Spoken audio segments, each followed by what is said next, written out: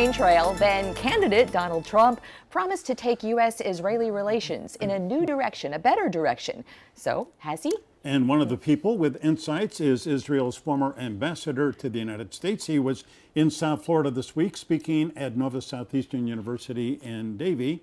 And we are grateful that he is joining us this morning. Danielle Ayalon served as Israel's ambassador to the U.S. from 2002 to 2006, also served in the Knesset, Israel's parliament, and also has been his country's deputy foreign minister. Ambassador Ayalon, so great to have you come in. My pleasure. Good to be with you. Well, let's begin with a really tough question, and that is a two-state solution still possible for Israel and the Palestinians? Well, it is all matter on the timing, and it matters on the Palestinians' attitude. If you recall, Prime Minister Netanyahu did not walk away from the two-state solution, and he is committed to that. The problem is that the Palestinians are not doing any attempts to even move forward in terms of lowering their terror level, finishing the incitement, not financing terrorists, glorifying the terrorists, let alone they still do not recognize our self-determination right.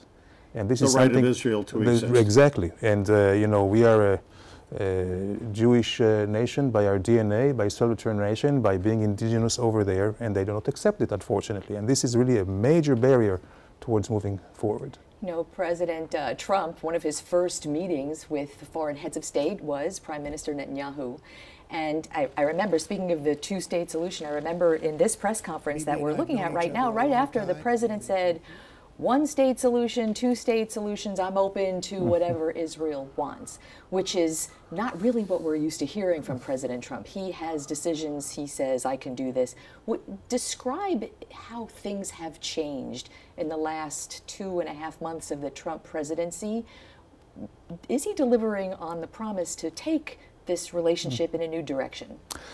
Well, Glenna, one thing is constant, and it is irrespective of who sits at the White House at any given time or the Prime Minister's office. Because of the very vital national interests of both our countries, Israel and the United States, the relationship, the defense relations, strategic, economic, goes on whoever sits, you know, no matter who sits in the White House. Also, being sister democracies, like-minded countries, based on the same values, nothing really has changed. So there is no new direction. However, there is some kind of perception. Sometimes chemistry is also very important between the leaders. Unfortunately, the last 8 years, we did not have the best of chemistry. This is why I believe these two gentlemen now, Trump and Netanyahu, trying to start on the right foot with actually founding their relationship on trust, credibility, mutual respect. And in that sense, we see that there may be a real attempt to try to bring the Palestinians back to the negotiating table. What I understand, that Trump is really determined to strike a deal.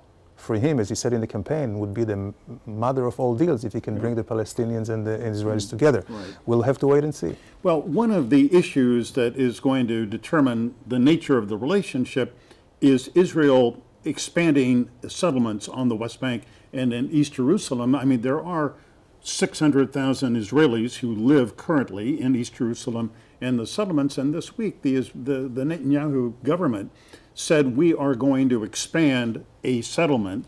And then, after apparently the White House objected, the government of Israel, of Mr. Netanyahu, pulled back and said we will build within the existing settlements. Now, is that the kind of relation? Does that show positive vibes between the two governments? I believe so. See, we have to remember, Michael, that Jewish communities in the West Bank, Judea and Samaria, were there from time immemorial. The truth of the matter is that both the Arabs, after 48, and even before, they massacred the Jews in Hebron. There was a prospering community in Gush Etzion, in Jerusalem. So actually what we're doing is just setting the record right, correcting a wrong by letting these people come back to their places. And there is no sense to bar Jews from living anywhere in the world. You know, just think, you would say, Jews cannot live or build communities here in Miami. It would not go.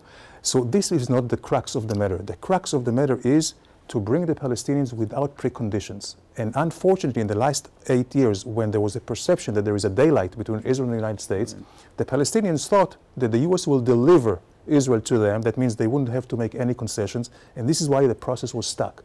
I hope now, with the understanding and the experience that we have, maybe the Trump administration will try a different approach, and so far I think they're very busy trying to get the two parties together. Ambassador, one of President Trump's promises was to move the U.S. Embassy from Tel Aviv to Jerusalem. Well, frame for people who are not really into the issues, why is that so important? And do you think that's going to happen? Well, it's important because Jerusalem is the capital. Eternal capital of Israel has always been the capital of the Jewish people. Never any other party or never other nation had it as its capital. You know, throughout the last 2,000 years, nations and empires came and went. Nobody made it its capital.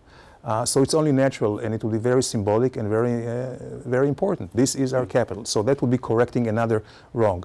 Whether he will do it or not, I think he will probably wait to see. How will the Palestinians behave? If they will be ready for real compromises and concessions and really change their attitude, the culture, there is a culture of hate, unfortunately, there, where they teach their children to demand not only what they claim, Gaza and Judea and Samaria, but also the Galilee, the Negev, everywhere that we live. And the right of return. And of course, which is, I think it's euphemism, there's no right and no return. We don't have time to explain it, but I'll be happy to come back. But in any case, I think that Trump will wait and see. And he may hold this as a leverage against the Palestinians. If they do not come to the negotiating table, then he has nothing to lose, and he will correct this wrong. If not, in any case, I believe he will do it in a gradual, diplomatic way, and not just in an instant. Boy, there is so much more to talk about. You are going to be delivering the commencement address at Nova Southeastern University in August. Can we already invite you during that visit to come back and talk with us more? Absolutely. I can tell you NSU is a very dynamic, great institution, great university, and I'm very happy also to bring NSU to Israel, because there is a lot of research compatibility between the best research institutes in Israel and NSU in terms of marine biology, STEM research, cancer research, nano. The students everything. had some fairly provocative questions for you. Oh, but I enjoyed it. You know, great students from 160 different countries, so it's very, very nice body of students here. We're glad you've got the connection with South Florida, and we invite you back. Thank you. Thank you very much, Thank you, Ambassador. Ambassador. Thank you. Up next.